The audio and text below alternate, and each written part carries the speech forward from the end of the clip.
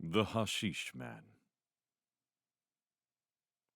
I was at dinner in London the other day. The ladies had gone upstairs, and no one sat on my right. On my left, there was a man I did not know, but he knew my name somehow, apparently, for he turned to me after a while and said, "I read story of yours about Bethmora in a review." Of course, I remembered the tale. It was about a beautiful oriental city that was suddenly deserted in a day. Nobody quite knew why. I said, "Oh, yes," and slowly searched in my mind for some more fitting acknowledgement of the compliment that his memory had paid me. I was greatly astonished when he said, "You were wrong about the nausea sickness. It was not that at all." I said, "Why, have you been there?" And he said, "Yes, I do it with hashish. I knew Bethmora well."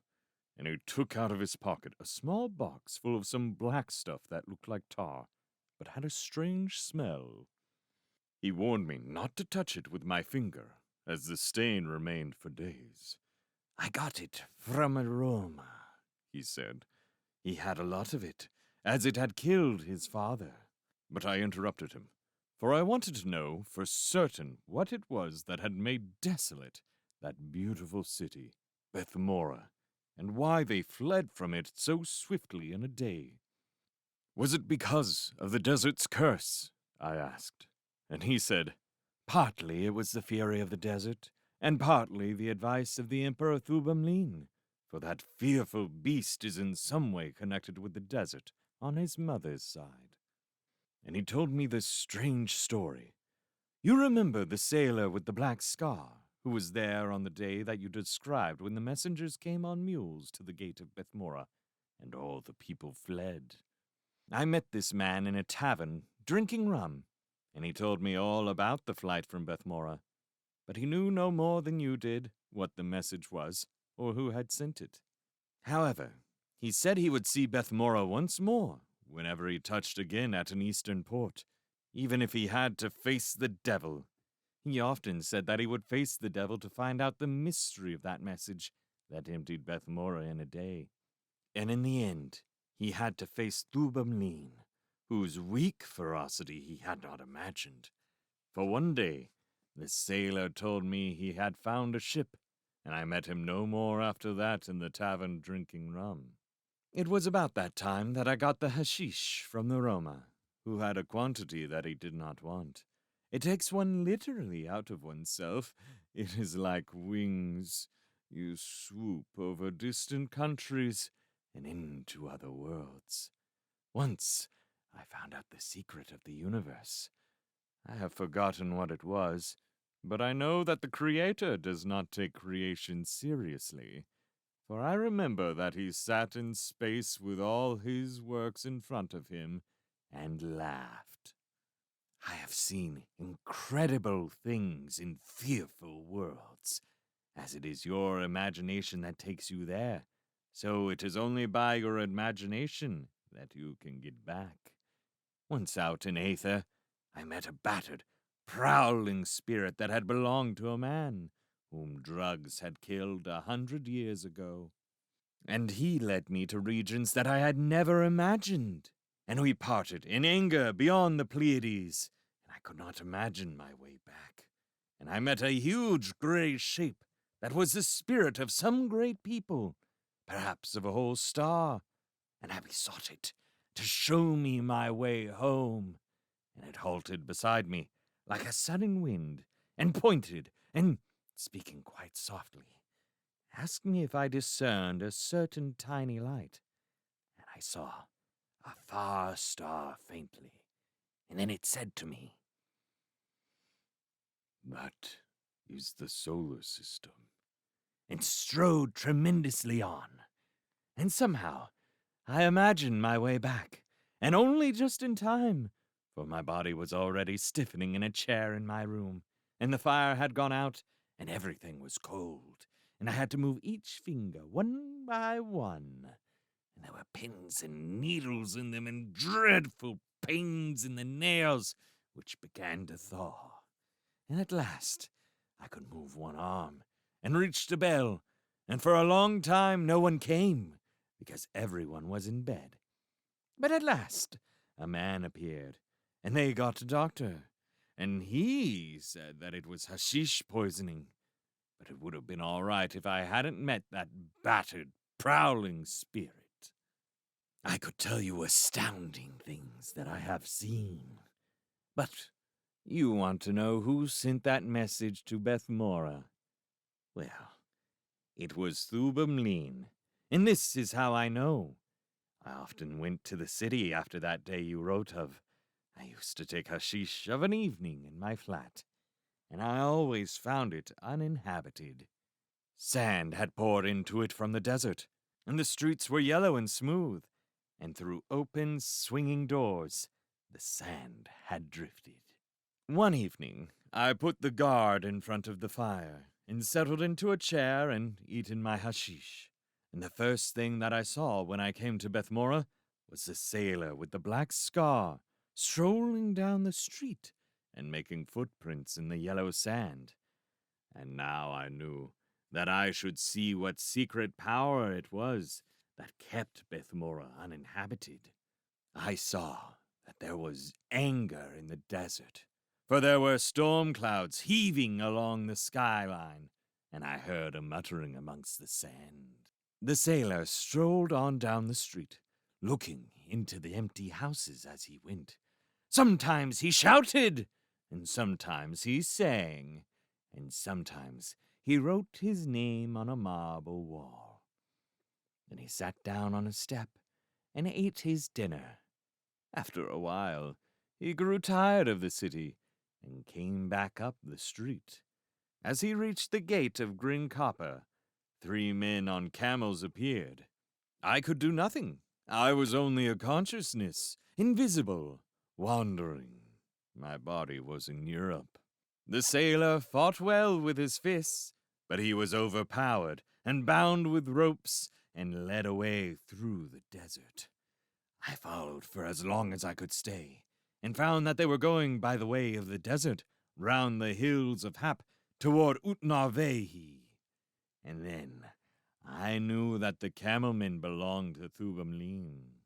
I work in an insurance office all day, and I hope you won't forget me if you ever want to insure life, fire, or motor. But that's no part of my story. I was desperately anxious to get back to my flat, though it is not good to take hashish 2 days running. But I wanted to see what they would do to the poor fellow, for I had heard bad rumors about Thubamlin. When at last I got away, I had a letter to write. Then I rang for my servant and told him that I must not be disturbed, though I left my door unlocked in case of accidents.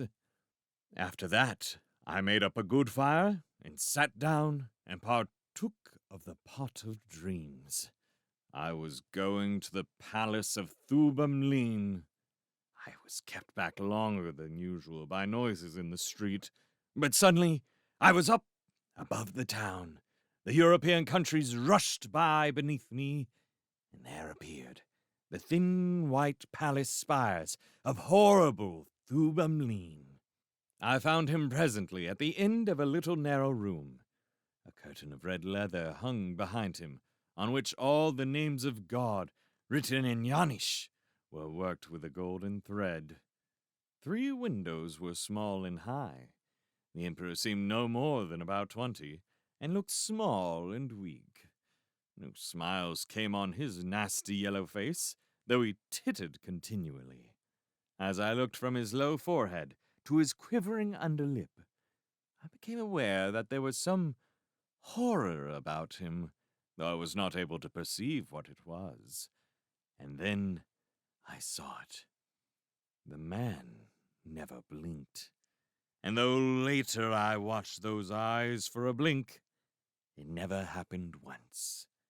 And then I followed the Emperor's rapt glance, and I saw the sailor lying on the floor, alive, but hideously rent, and the royal torturers were at work all around him. They had torn long strips from him, but had not detached them, and they were torturing the ends of them far away from the sailor. The man that I met at dinner told me many things which I must omit. The sailor was groaning softly, and every time he groaned, Thubamline tittered. I had no sense of smell, but I could hear and see, and I do not know which was the most revolting, the terrible condition of the sailor, or the happy, unblinking face of horrible Thubamline. I wanted to go away, but the time was not yet come. I had to stay where I was. Suddenly, the Emperor's face began to twitch violently, and his underlip quivered faster, and he whimpered with anger, and cried with his shrill voice in Yanish to the captain of his torturers that there was a spirit in the room. I feared not, for living men cannot lay hands on a spirit. But all the torturers were appalled at his anger, and stopped their work, for their hands trembled in fear. Then 2 men of the spear guard slipped from the room, and each of them brought back presently a golden bowl with knobs on it, full of hashish, and the bowls were large enough for heads to have floated in, had they been filled with blood. And the 2 men fell to rapidly, each eating with 2 great spoons. There was enough in each spoonful to have given dreams to 100 men. And there came upon them soon the hashish state, and their spirits hovered, preparing to go free, while I feared horribly. But ever and anon they fell back again to their bodies, recalled by some noise in the room. Still, the men ate, but lazily now, and without ferocity. At last, the great spoons dropped out of their hands, and their spirits rose and left them. I could not flee, and the spirits were more horrible than the men, because they were young men, and not yet wholly molded to fit their fearful souls. Still, the sailor groaned softly, evoking little titters from the Emperor Thubamline. Then the 2 spirits rushed at me, and swept me thence as gusts of wind sweep butterflies, and away we went from that small, pale, heinous man.